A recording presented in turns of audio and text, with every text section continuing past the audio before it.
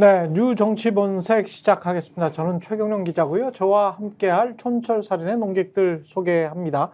송혜원 전 MBC 기자, 김민아 시사평론가, 조수진 변호사 나와 계십니다. 안녕하세요.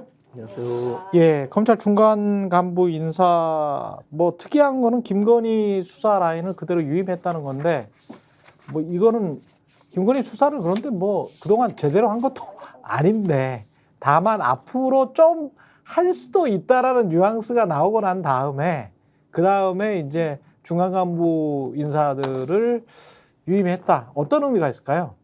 할 수도 있다는 뉘앙스가 나오고 난 다음에 그 다음에 윗대가리들은 다 바꿨는데 이 중간 간부 부장검사 그 이하들은 또 그대로 유임했다는 거죠. 예. 이번에 500여 명의 검사들에 대한 인사가 있었는데요. 근데 이재명 대표 수사 검사들은 일부 자리 이동을 한 것이고요. 예. 김건희 여사 수사 담당하는 검사들 1부장, 2부장 굉장히 그 주목을 끌고 있었는데 유임을 시켰습니다. 근데 이제 한겨레가 검찰 간부 그 취재한 게 있었는데 구색 맞추려고 유임시켰다. 부장까지 교체했다면 김건희 방탄이라는 비판을 피하기 힘들다고 판단했을 수 있다. 그런 느낌이 좀 듭니다. 이렇게 보도를 예. 한 게 있습니다. 예. 너무 주목을 받으니까요. 유임을 시켜서 이번 인사가 또 그 윗선에 대한 지난번 인사가 김건희 여사 방탄이라는 비판을 피하기 위해서 말 그대로 구색을 맞췄다 이렇게 봐야 될 것 같습니다. 결국은 인사가 수사로 이어지느냐 마느냐인데 수사로 이어지지는 않을 것 같다는 생각이 많이 들기 때문에 수사로 이어질 것 같습니다. 김민하 평론가는 어떻게 보세요? 수사로 이어지기 위해서는 예. 사실 그 수사팀의 이건 영부인에 대한 수사기 때문에 수사팀의 의지뿐만이 아니고 그 위에 사실은 높은 사람의 의지나 이런 것들이 작동을 해야 되는 거잖아요. 누구요? 윤석열? 아니면 검찰총장? 그렇게 물어보시면은 대통령이 사실은 그러면 결심을 해야죠. 대통령이 야 이거 수사해라. 예. 내가 포기할게. 내가 방어를 포기할게. 아니 본인이 검찰총장일 때는 뭐 검찰총장은 절대적인 독립성을 가져야 그러면, 된다라고 했잖아요. 그러면 그 논리대로 하면 네. 최소한 이원석 검찰총장이 네. 오케이 가야 되는데 이원석 검찰총장은 지난번 태도를 보면 오케이 할 것 같죠? 네. 그런데 지난번에 손발을 다 잘라버렸습니다. 네. 그렇죠? 이원석 검찰총장은 네. 무력화된 거예요. 그러면 서울중앙지검장인데 지금까지 우리가 평가한 거는 이창수 검사라는 사람은 그렇게 안 할 거다라고 평가를 한 거지 않습니까? 네. 근데 이창수 검사가 또 뭐 지금 어쨌든 수사팀을 유임하는데 의견을 냈다고 하니까 그럼 그건 지켜보면서 지금 핵심적으로 그러면 뭘 봐야 되냐? 그 밑에 있는 사람을 어떻게 인사했냐? 이걸 봐야 되는데 즉 맨 밑에 있는 수사팀 부장검사는 유임했을지 모르지만 차장검사는 원래 다 폭파시켜버렸기 때문에 1차장부터 네. 1차장부터 4차장까지 다 폭파시킨 사례가 없대잖아요. 최소한 1차장은 남겨놓고선 나머지 인사를 하는 건데 다 폭파시킨 사람들을 지금 인사를 한 거지 않습니까? 여기서 김건희 여사 관련된 사람이 1차장, 4차장이잖아요. 1차장의 경우에는 그 밑에 이제 디올백 이 수수 의혹을 수사하는 팀이 있는 것이고 4차장 산하에 이제 도이치모터스 주가 조작을 수사하는 수사팀이 있는 건데 1차장 검사는 보니까는 이분이 어떤 검사인지는 제가 확실히 모르겠어요. 어떤 검사인지는 잘 애매해서 확실히 모르겠는데 4차장 검사는 도이치모터스 주가 조작을 수사하는 데 영향을 미칠 수 있는 4차장 검사는 확실한 윤석열 사단이거든요. 이분은 그렇다라고 하면은 여기서 보이는 전략은 1차장 검사가 확실하게 쥐고 갈 수 있는 디올백 수사라는 거는 지난번에도 쭉 말씀드렸듯이 이건 어차피 안 된다. 그러니까 수사를 해도 처벌 규정이 없기 때문에 아니 디올백 수사가 아니고 주가 조작 의혹 사건이죠. 뭐 가장 그러니까 거기까지 가려고 지금 말씀을 드리는 네. 거예요. 1차장, 4차장을 말씀드렸지 않습니까? 아니 그리고 그들의 법 논리를 기본 전제로 말하는 게 좀 답답해. 그들의 생각을 말씀드려야 네. 그들의 생각을 말씀드려야 그들의 논리는 기본 베이스고 그거를 폭파하는 논리로 이제 디벨롭이 돼야 되는데 그들의 생각을 네. 말씀드려야 인사의 의미를 말씀드리죠. 예, 인사에 대해서 말씀드리니까 예. 그 왜 1차장, 4차장 인사 그렇게 했느냐에 대해서 예. 1차장은 왜 그렇게 했느냐? 디올백 수수 의혹에 대해서는 수사해봐야 처벌이 어려우니 소환의 실익도 없다. 소환은 안 할 것이다. 이렇게 가는 걸로 퉁칠 수 있다. 이 자신감이 있는 것 같고 도이치모터스 주가 조작 의혹은 지난번에도 이 자리에서 한참 말씀드렸지만 그런 논리로만 퉁치기가 어려운 사건이지 않습니까? 그리고 지금 검찰의 논리는 그러다 보니까 이 권오수 회장이라든지 이런 사람들 확정 판결 나올 때까지 우리는 안 해. 확정 판결에서 확실하게 그 과정에서 나온 주장이나 이런 것들이 확실해져야 사실은 우리가 그걸 수사하는 거 아니야. 이렇게 이 논거를 대고 있다는데 그러면서 공소시효나 이런 게 완료되기를 기대하는 거 아니냐 이런 관측도 있던데 어쨌든 그런 것을 유지를 하려면 수사팀을 확실하게 조일 수가 있어야 되거든요. 그래서 이 4차장 자리에는 그래서 윤석열 차단을 보낸 거 아니냐 이렇게 해석할 수 있는 인사고 결국은 여기서 핵심은 수사팀 부장검사는 내버려 뒀더라도 요 차장 인사를 이렇게 했기 때문에 요 권력은 여기서 작동할 것이다 이렇게 이해할 수 있겠다 이런 얘기죠. 그들의 기본 베이스 논리가 참 저는 이해가 안 돼요. 그러니까 어떨 때는 검찰총장 마음이고 어떨 때는 일선 검사들 마음이고 어떨 때는 대통령 마음이야. 뭐야 사실은 도대체 그러니까 검사들. 모든 건 대통령 마음이죠. 예. 아니 대통령이 검사 출신일 때. 이 예. 정권에서는 근데 예. 주장은 과거에 어떻게 했을지 대통령이 모르지만 문재인이나 노무현이면 안 그래. 아 그렇죠. 예. 근데 이 정권에서는 예. 검사 출신이든 어쨌든 대통령 마음이죠 지금 하는 거 보면. 그렇죠. 제가 예. 뭐 그 검찰 쪽 뭐 이렇게 잘 아는 건 아닙니다만 그리고 보통의 시민 눈으로 보더라도 이번 인사는 첫째는 긁어부스럼 만들지 말자. 걔는 이거 이제 여론하고 맞서는 모양 그렇게 비춰줘봐 좋을 거 없으니까. 예? 그 수사 실무 그건 놔두자. 근데 그렇다고 해서 그 사람들이 그 의견을 존중해 주느냐 그건 아닌 것 같고요. 이미 어느 정도 조율은 끝낸 것 같아요. 예. 예? 이렇게 하자는 조율은 끝낸 것 같고 이전에 그 송경호 그 차장 지검장 있을 때의 그 수위까지는 못 갈 거라고 봅니다. 이미 어느 정도 정리 정도를 해놓고 조율해놓고 인사하는 것 같아요. 근데 그 수위라는 것도 사실은 뭐 간 것도 없어. 그렇지. 아니 뭐 디올백 수사를 해서 도이치모터스 그 당시에도 주가 조작 수사를 했어. 김건희를 소환을 하기를 했어. 그러니까 뭘 했다는 거야. 지들끼리 검사들 지들끼리 몇 개월 동안 또는 지들 말대로는 6개월 이상 말이 오고 갔다는 거야. 그리고 이제 대통령이 그거를 알고 난 다음에 야 너희들 자꾸 이럴래? 라고 화를 냈다는 거야. 그러면서 왔다 갔다 하다가 지금 진압이 됐다는 거야.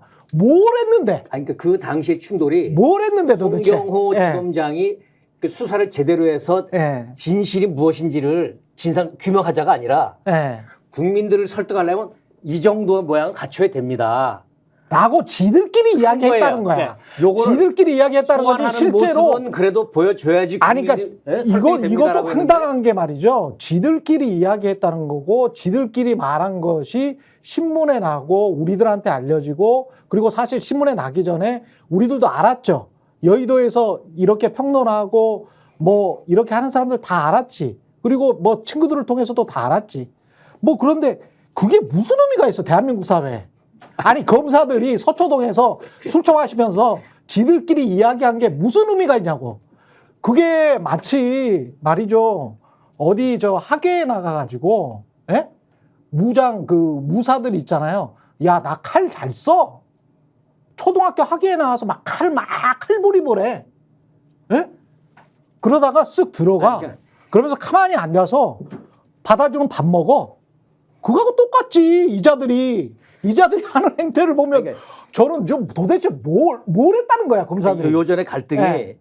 칼을 제대로 쓰자가 아니라 예. 칼을 쓰는 것처럼 보여주자. 어? 쓰는 아니, 척하자. 칼도 완전히 휘어진 그래. 칼이잖아요. 이거. 아니 그러니까 쓰는 척하자. 국민들이 구부러진 그래야지. 칼이잖아. 구부러진 칼. 그래야 국민들이 그래도 뭐 하는 것 같아라. 일단 외양으로 국민을 그럴듯하게 보이자는 거였는데 용산 쪽에서는 그것조차도 안 돼라고 갈아버린 거란 말이에요. 아니 그것조차도 안 그러면 돼. 또 다른 외양, 사람 모양을 갖추는 것조차도 안 돼. 소환 절대 안 돼. 이래서 이제 요번에 사단이 그러니까 벌어진 거를 보는데 윤석열 대통령이 굉장히 지금 문제가 심각하다니까. 예. 늘 하는 말씀 아닙니까 여기서? 그랬다가 너무 심각해. 그랬다가 이 사람은. 긁어부스럼 안 만들겠다고 네. 실무서는 놔뒀지만 네. 이미 물밑에서는 조율은 다 돼 있을 것 같고 네. 수위도 더 낮아질 것 같고요.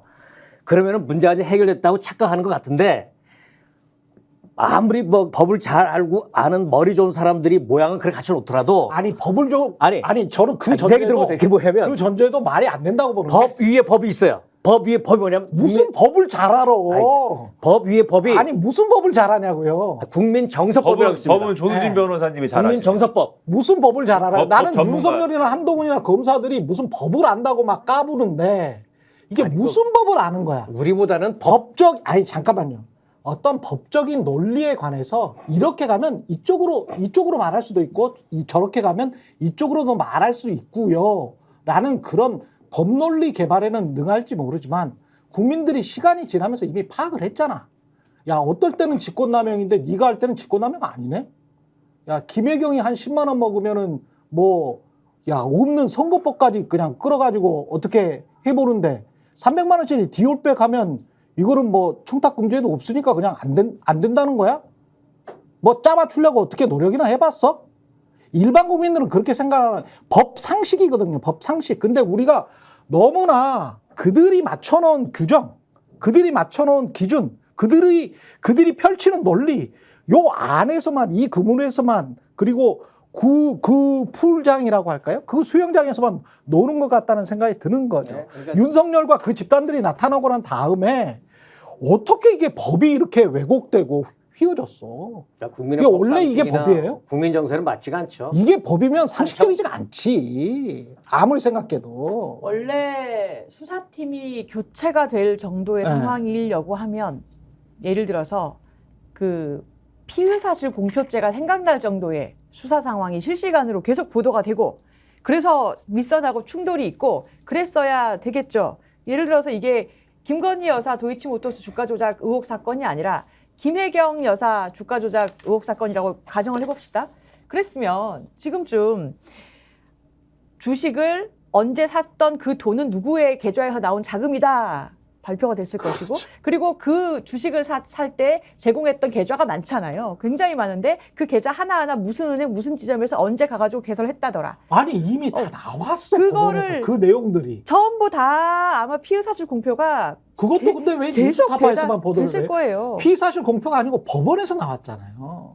한 100개 계좌 중에서 40%가 넘는 게 김건희 모녀의 계좌잖아. 공범들 재판에서 이미 이제 사실로 법원에서 확정을 했죠. 1심 네. 법원에서. 근데 제가 아까 뭐라 그랬냐면 재판이 확정되기 전까지 안 하겠대요 검사가. 근데 그럼 제가 안 그만하면 하겠- 또 화내죠? 화내지 마시고 아니 잠깐만 안 하겠다고 하는 이유는 뭐야? 그게 말이 안 된다는 얘기 하려고 말을 꺼냈어요. 그래 알았어. 네. 이제 좀 화내지 이야기해. 말고 네, 화내지 마. 이유가 없지. 이유가 없으니까 저는 검사들이 네. 그런 적이 없대요. 이 사건 말고는. 재판하다가 네. 어떤 사실이 드러났는데 네. 그 사실이 드러나잖아요. 요런 사례처럼. 추가 혐의 사실이 드러난 그렇죠. 거예요. 드러난 거에 대해서 네. 혐의 사실이 드러났지만 이 재판이 끝나지 않았기 때문에 네. 저 추가 혐의 드러났지만은 우리는 재판이 끝날 때까지 저 판결이 확정이 되는지 안 되는지 한번 보자고 이렇게 해서 손 놓은 적이 없대요. 없지. 그런 적이 없고 나오면 예. 나오면 자기들의 의지가 있으면은 그냥 털었다는 거예요.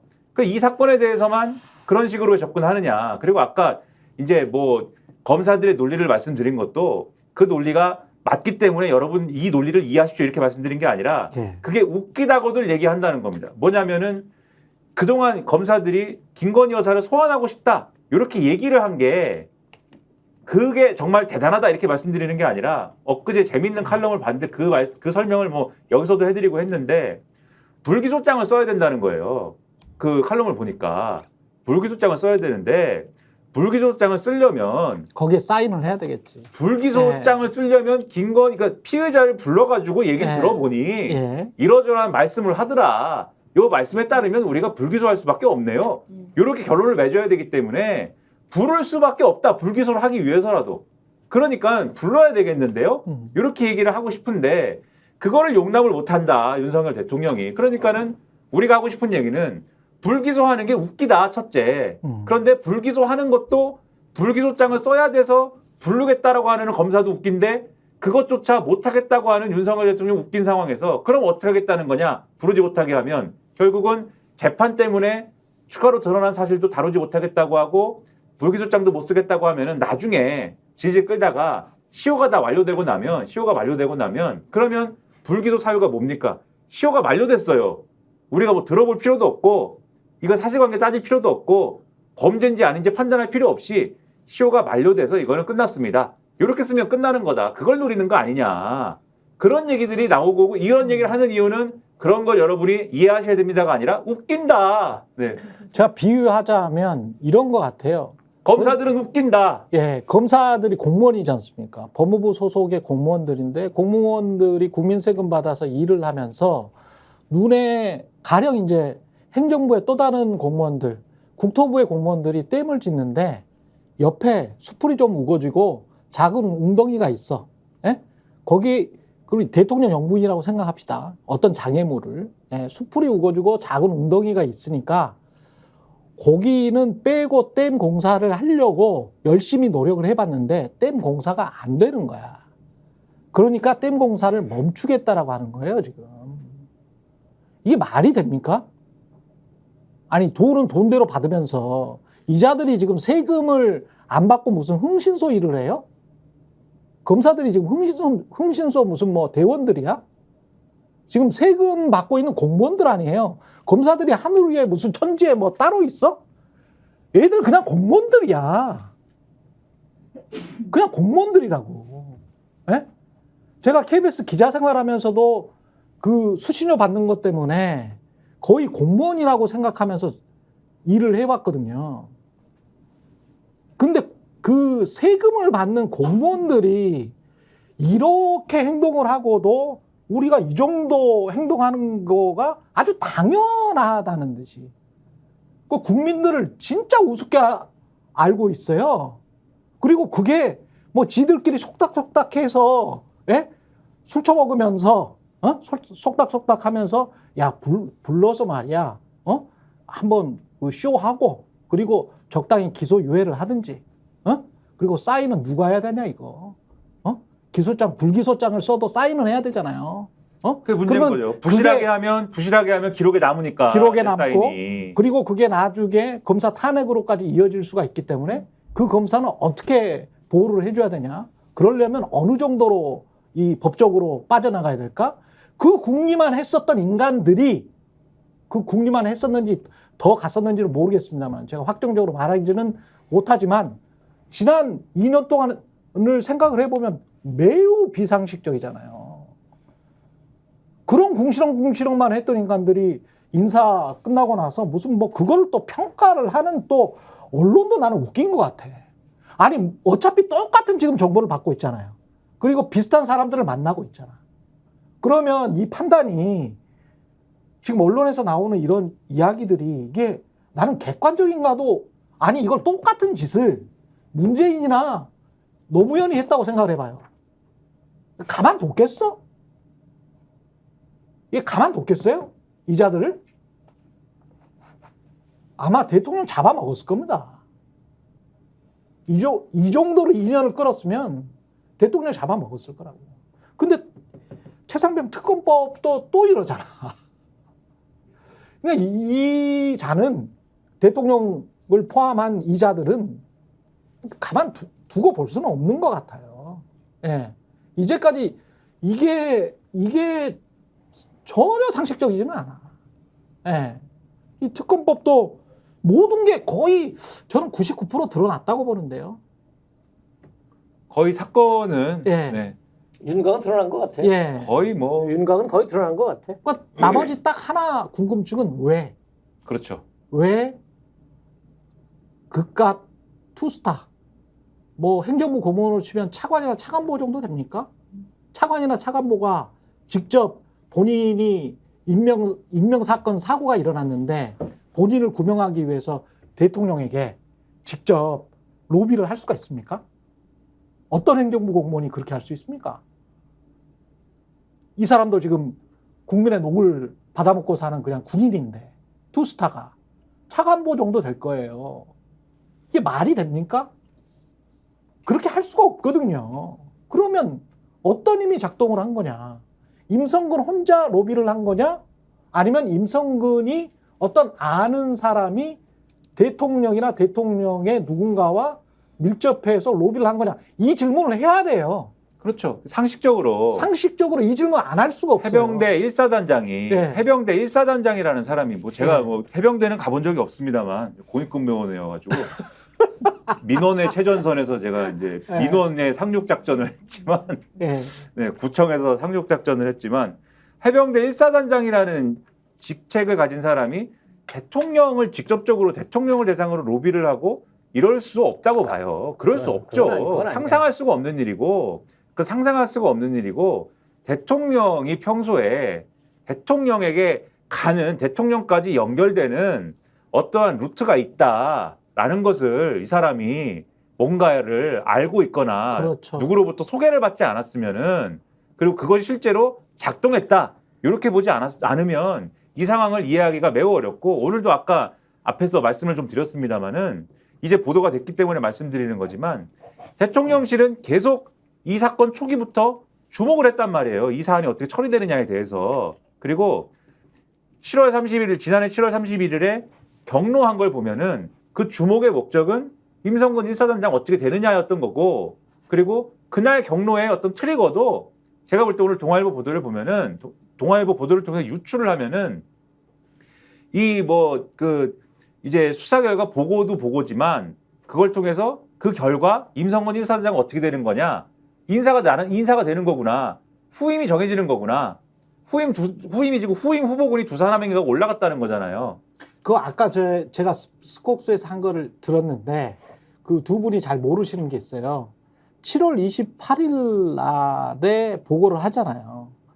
김기환한테 보고를 하거든요. 박정훈이. 그래서 수사 결과 보고서를 가지고 가요. 이 수사 결과 보고서는 똑같은 수사 결과 보고서입니다. 그러니까 이종섭 장관의 결재를 받은. 그리고 7월 28일 10시 한 반쯤에 김기환 사령관이 임성근 사단장을 만나. 포항으로 가서 만나. 그리고 임성근 사단장한테 말을 해줘. 야, 이거는 불가피하다. 혐의자로 넣을 수밖에 없는 게 불가피하다. 그래서 넌 좀 대기해야 되겠다. 라고 28일 날에 이미 통보를 합니다. 그리고 그때 임성근은 군 관계자들의 지금 전원으로는 임성근은 그러면 면 좀 세워주세요. 그래서 저를 정책연수 쪽으로 지금 현재 그렇게 돼 있잖아요. 정책연수 쪽으로 좀 돌려주십시오.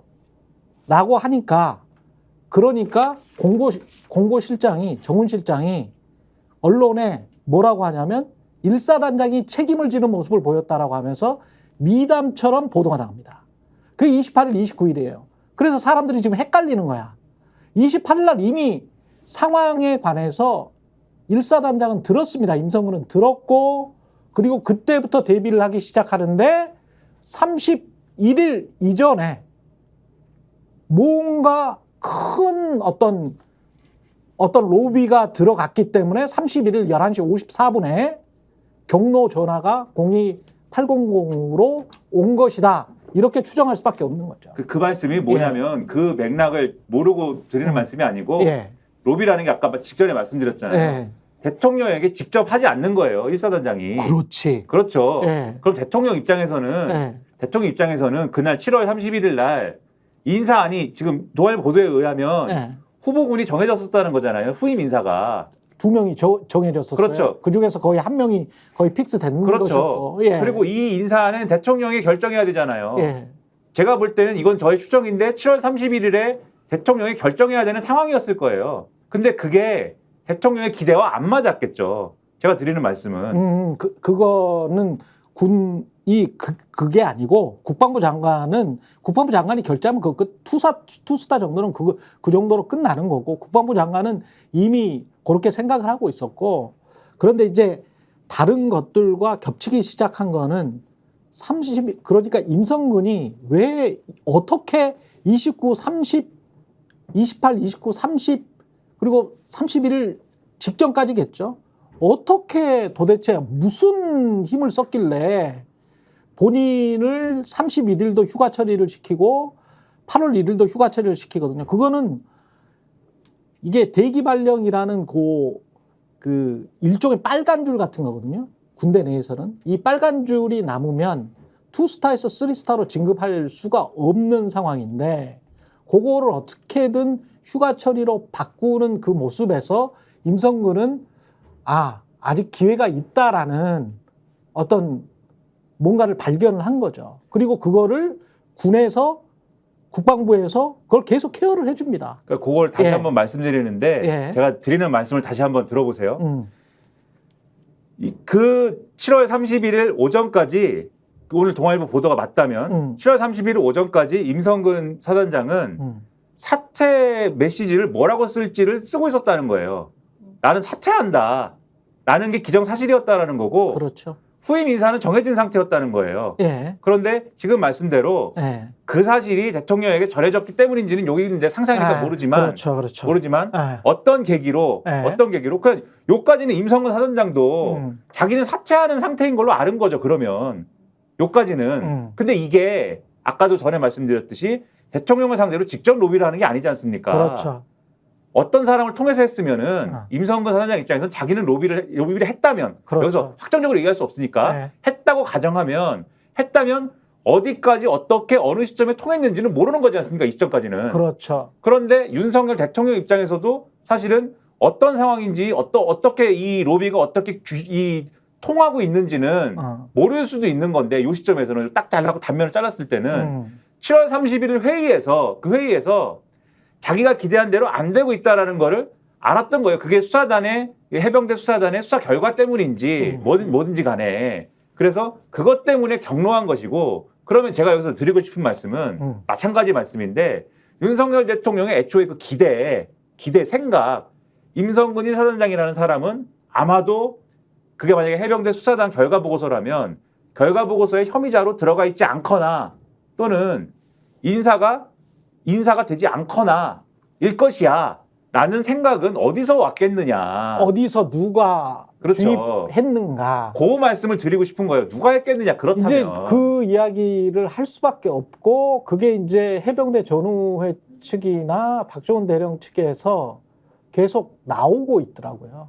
그 관련된 인물이 나오고 있고 그게 해병 출신이라는 것까지는 만약에 그 사람이 맞다면 해병 출신이라는 것까지는 지금 김종대 전 의원도 어디 방송에서 이야기를 해버린 것 같아.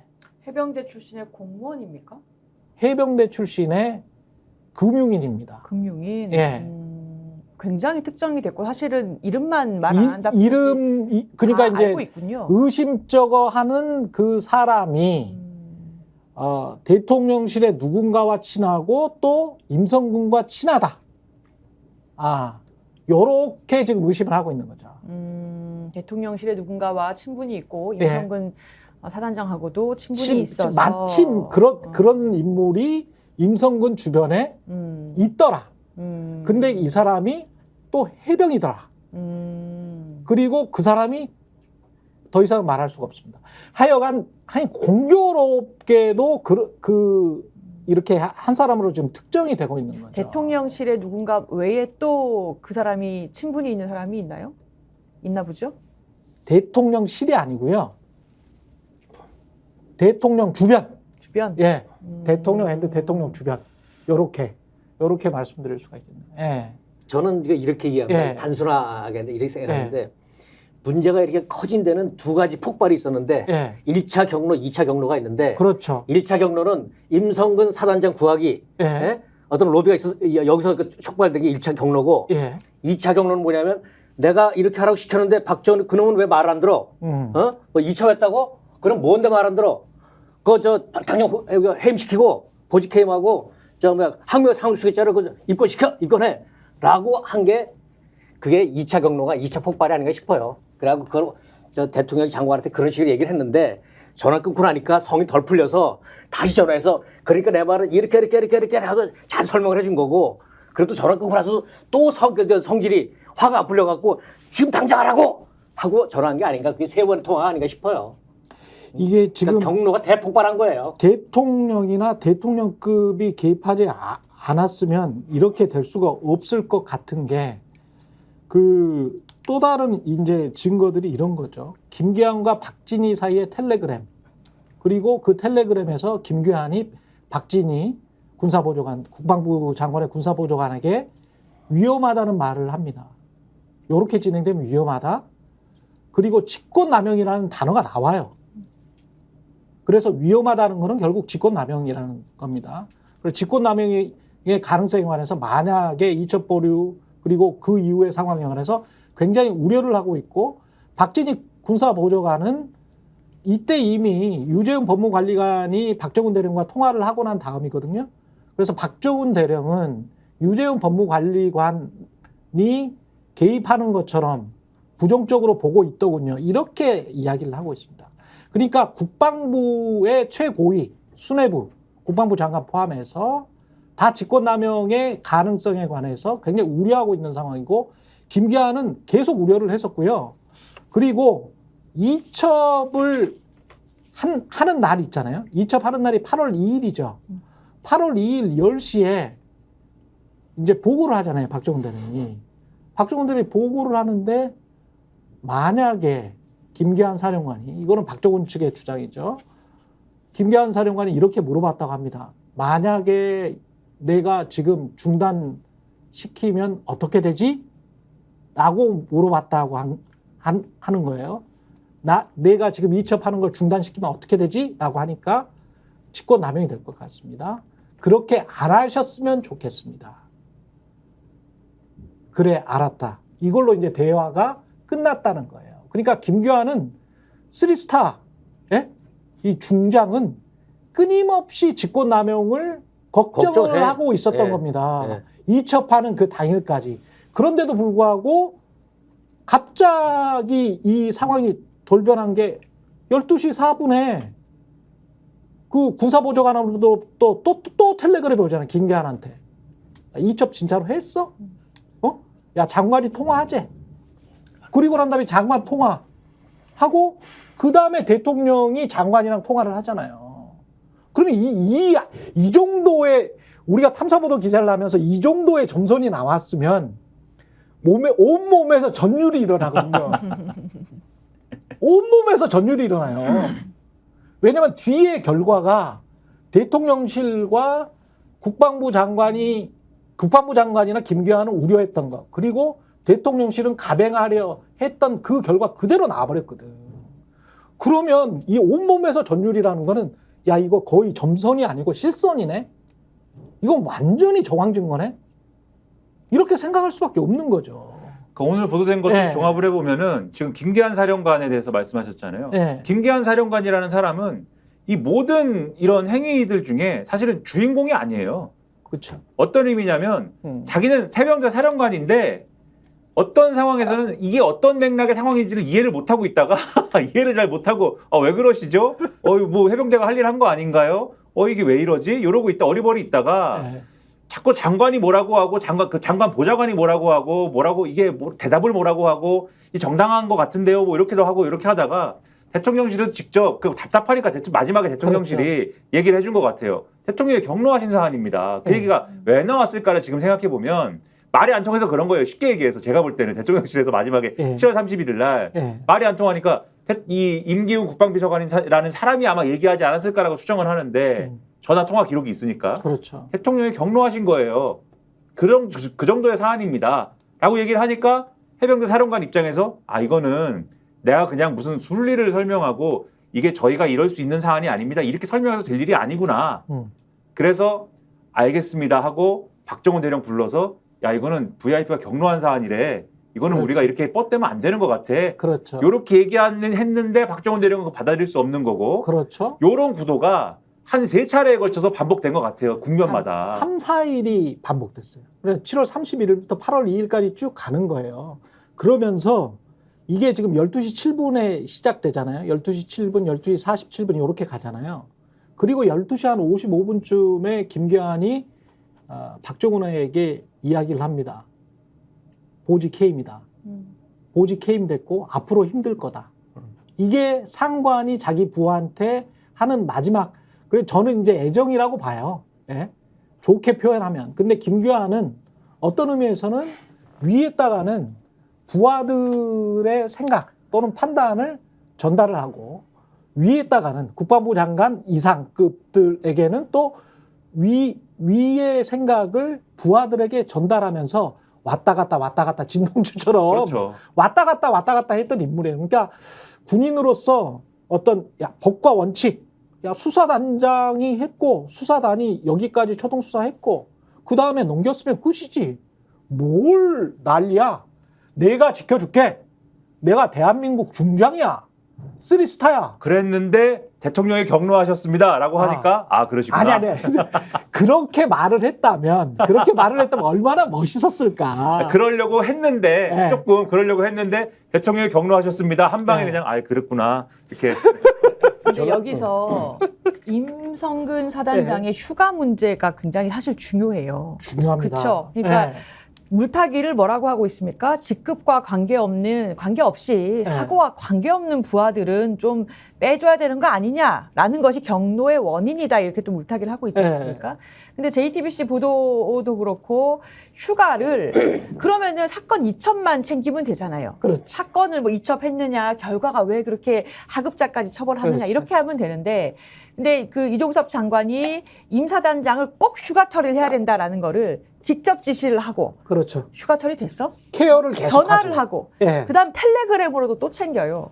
그러면 이 휴가 문제가 중요한 의미를 지니는 게 뭐냐면 VIP의 경로의 원인이 특정 사람을 구하기 위한 거 아니냐. 이 사건의 이첩을 방해한 것도 누군가 방해한 것도 특정 사람의 구명을 위한 거 아니냐라는 또 하나의 유력한 증거가 되는 것이 왜 그렇게까지 그 사람을 휴가 처리하는 것을 장관이 일개 사단장을 2번, 3번 챙겼느냐라는 부분이거든요. 예.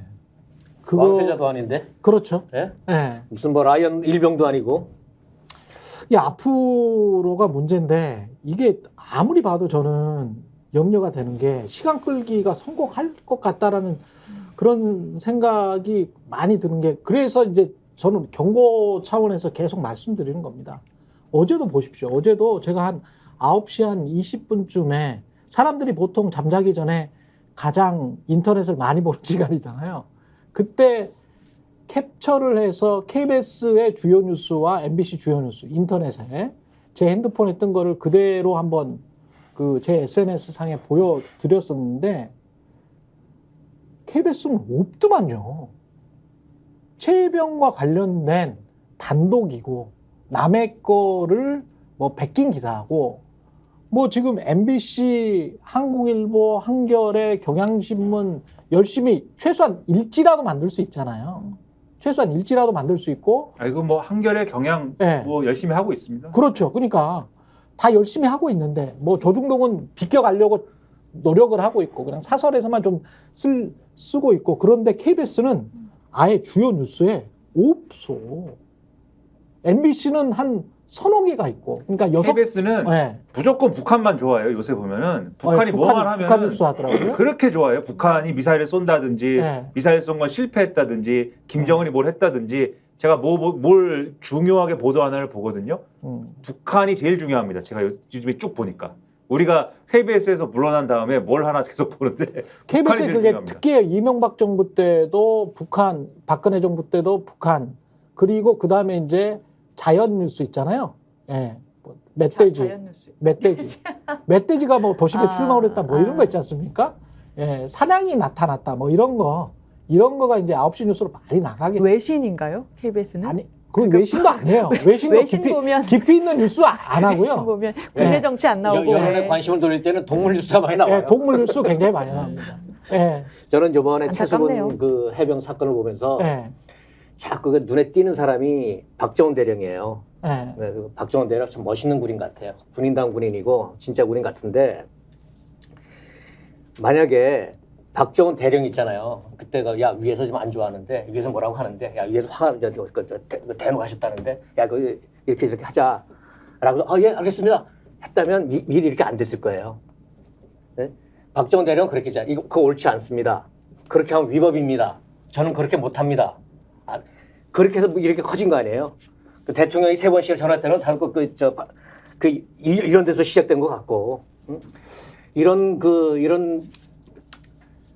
공무원들, 그 검찰에도, 그 아까 KBS 얘기했지만은 기자들에게도 이런 사람들이 좀 더 많았으면 좋겠어요.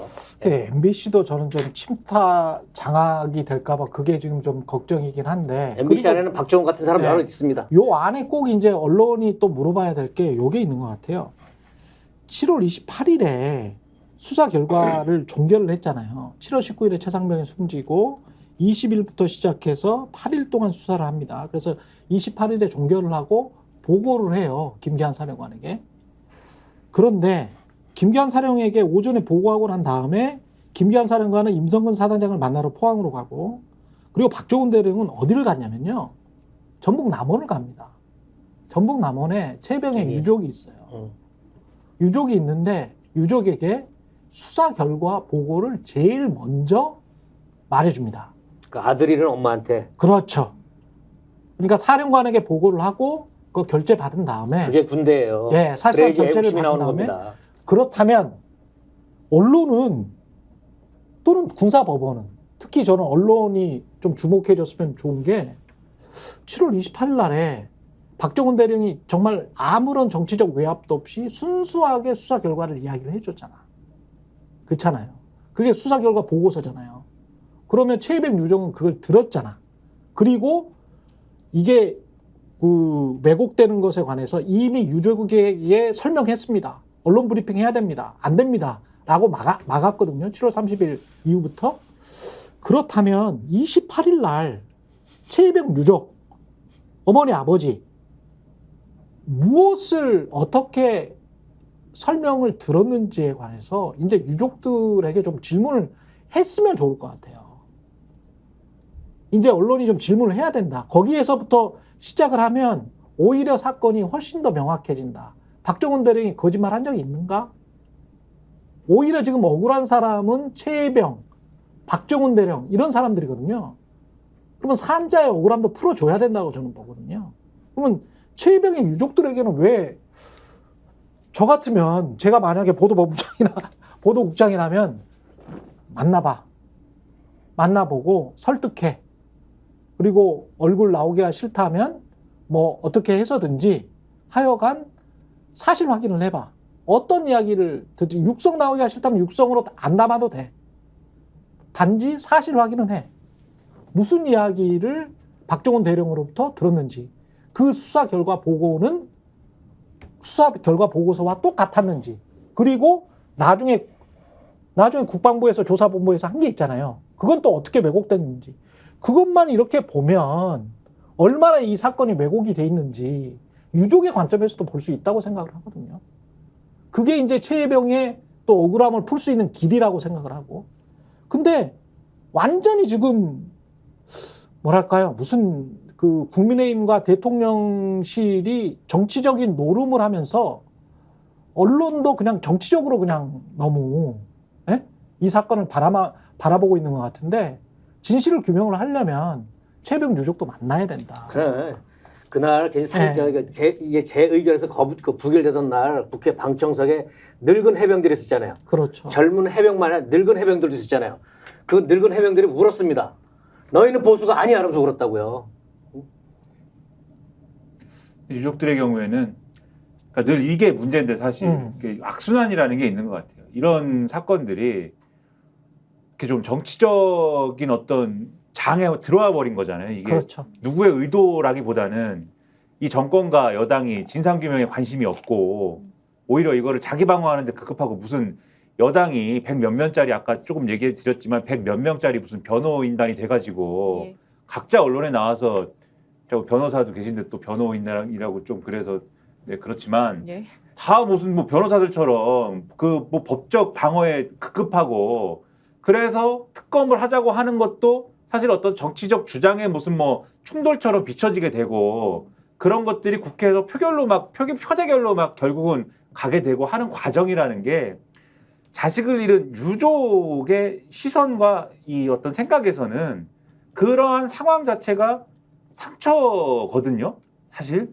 그래서 오히려 지금 유족들의 상태는 제가 뭐 혼자 생각하기에는 아마도 언론의 취재라든가 또 정치권의 어떤 접근이라든가, 아마 정치인들도 만나보고 싶은 사람들이 있지 않겠습니까? 얘기 듣고 싶은 사람들이 있을 그렇죠. 거거든요. 아마 거부하거나 굉장히 소극적이거나, 네. 또 우리 아들 이름 얘기하지 말아달라. 네. 이 특검법 이름도 우리가 뭐 최상병 특검이라고 하지만 그것도 하지 말아달라.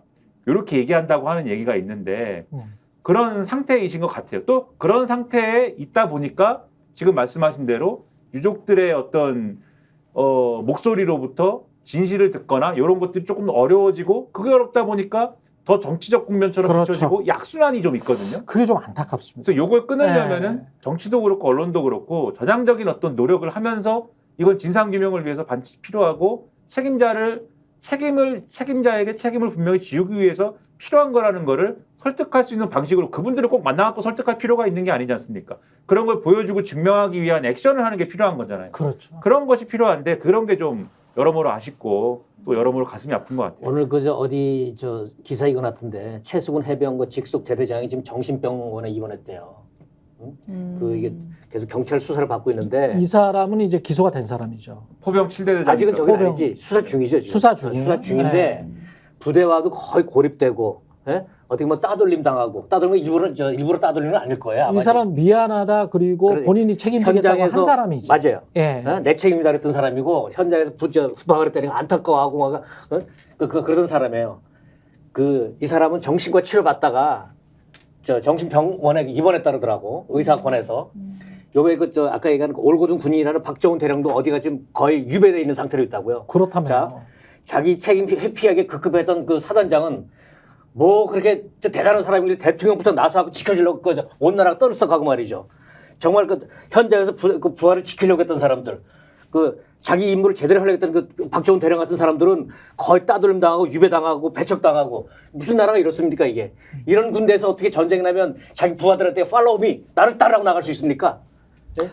일이 순리대로 된다면 그러면 뭐 이제 누군가 정신적인 충격을 스트레스를 이기지 못해서 병원을 간다든가 유족들이 고통을 받는다든가 이런 일이 없을 겁니다. 근데 순리대로 되지 않고 그럼요. 그렇지.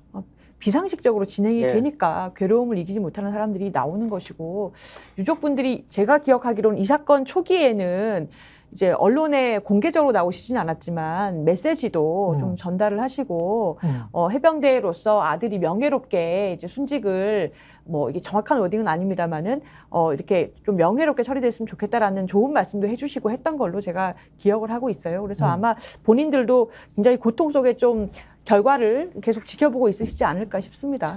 그리고 이게 그 처리되는 과정에서 국민의힘도 그렇고 대통령실도 그렇고 대통령을 꼭 보좌하는 것 같잖아요. 대통령을 지키기 위해서 막 보좌하는 것 같지 않습니까? 근데 우리나라 정치권 지금 저 대통령실도 마찬가지고 민정수석도 아주 뭐 김현장 로펌 출신이고 그리고 그 전에 뭐 검찰의 고위 간부였고 많잖아요. 관료들에도 많고 대통령실에도 많아요. 근데 보니까 대통령 일 아닙니까 이거는? 대통령 개인 일이잖아요. 지금 대통령이 혐의자예요. 그냥 저는 사실상도 아니고 심플리 그냥 혐의자라고 부를 수밖에 없어요. 예?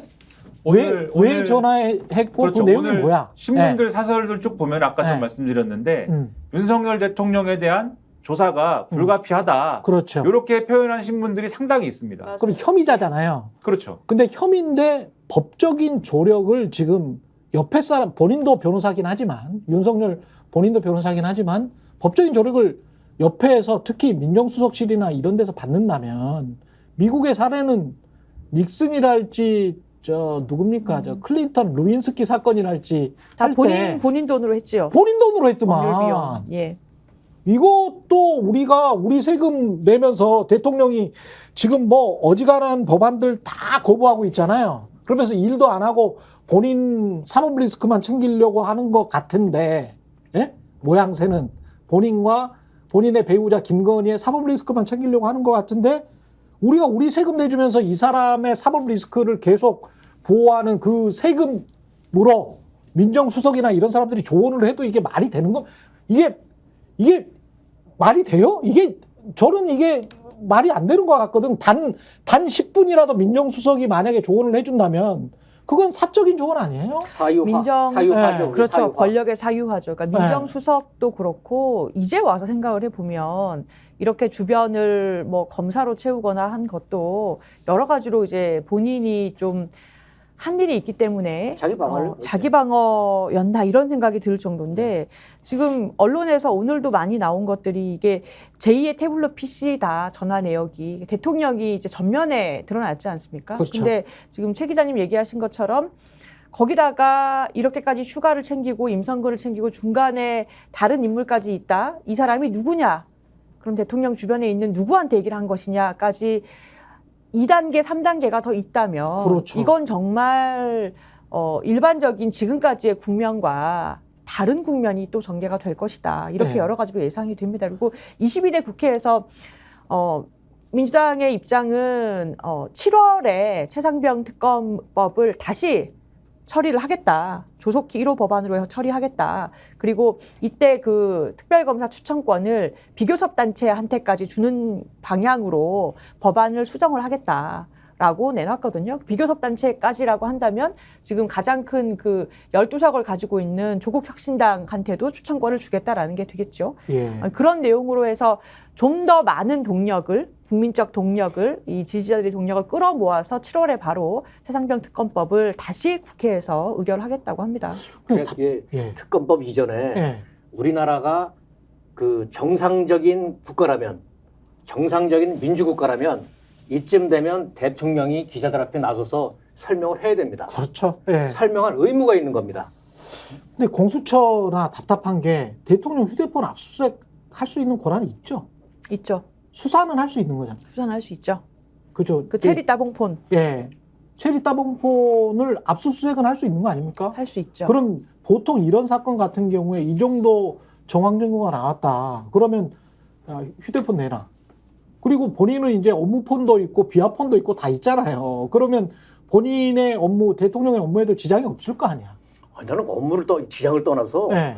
아니 대통령 어떻게 그 아니 그거는 개인 전화를 들고 다니면서 쓰지? 그 자체가 이상하던데. 그분이 공과 사를 전혀 구분을 네. 못하는 지금 분이기 때문에 이분의 어떤 지금까지 보여온 어떤 인성이나 품성이나 그리고 수준을 봤을 때는 그럴 수도 있다고 생각하는 편인데.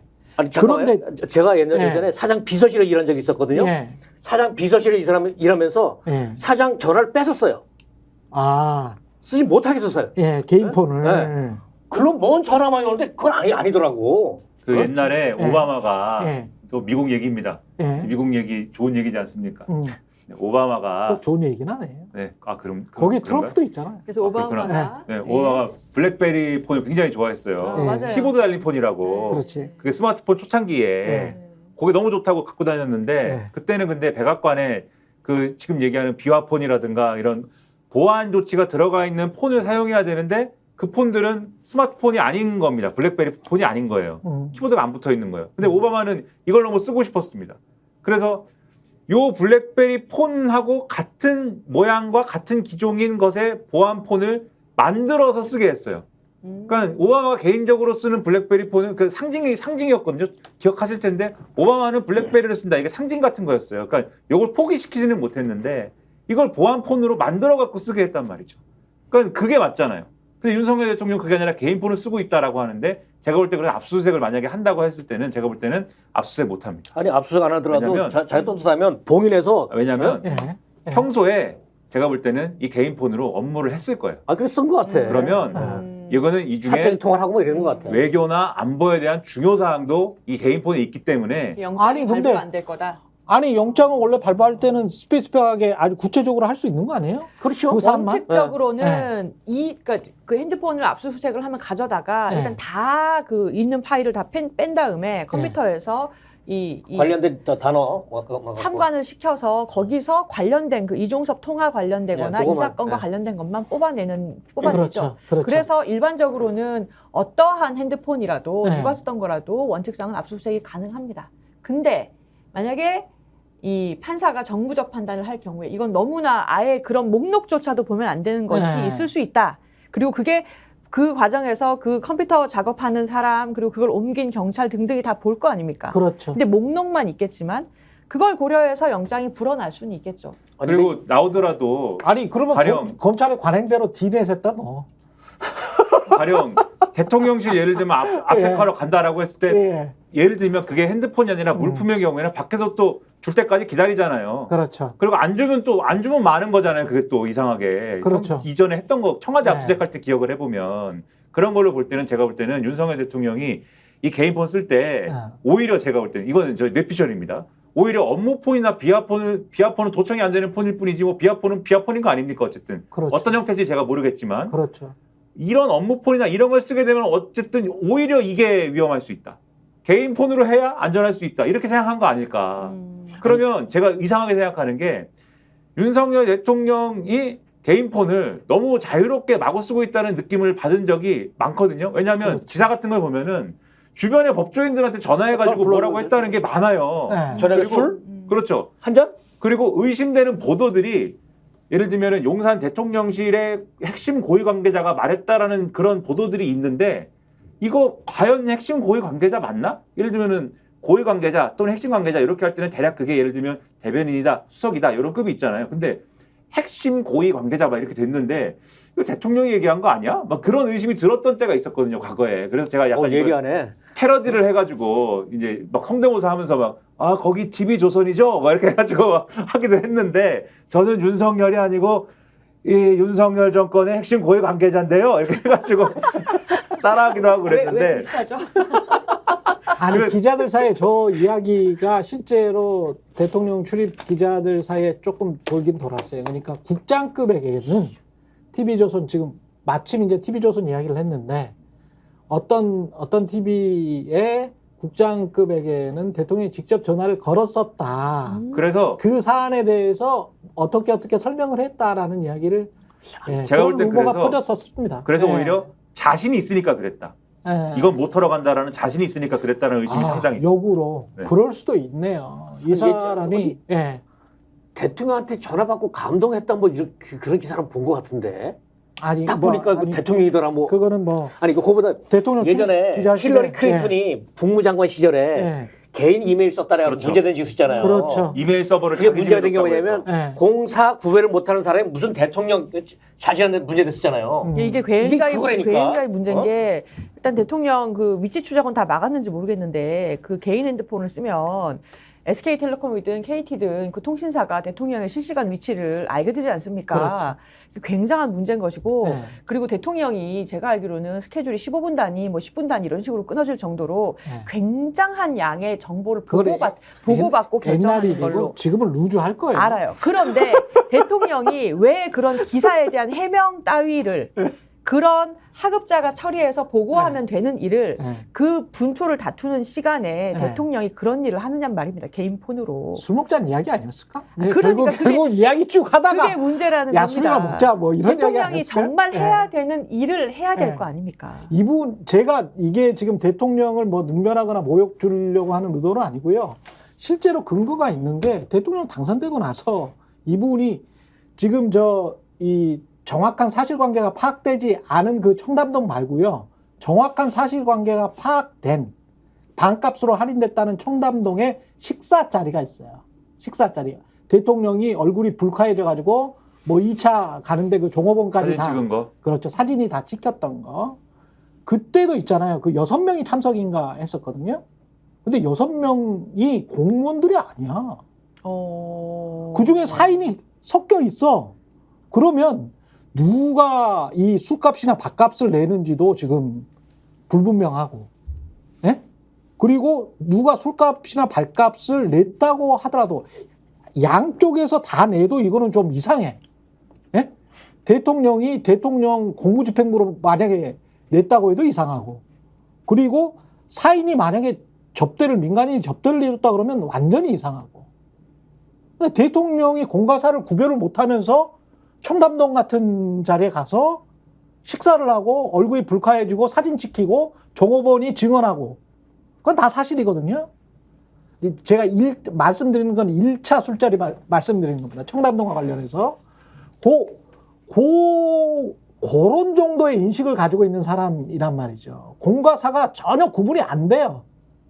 대통령에 들어갔는데도 불구하고.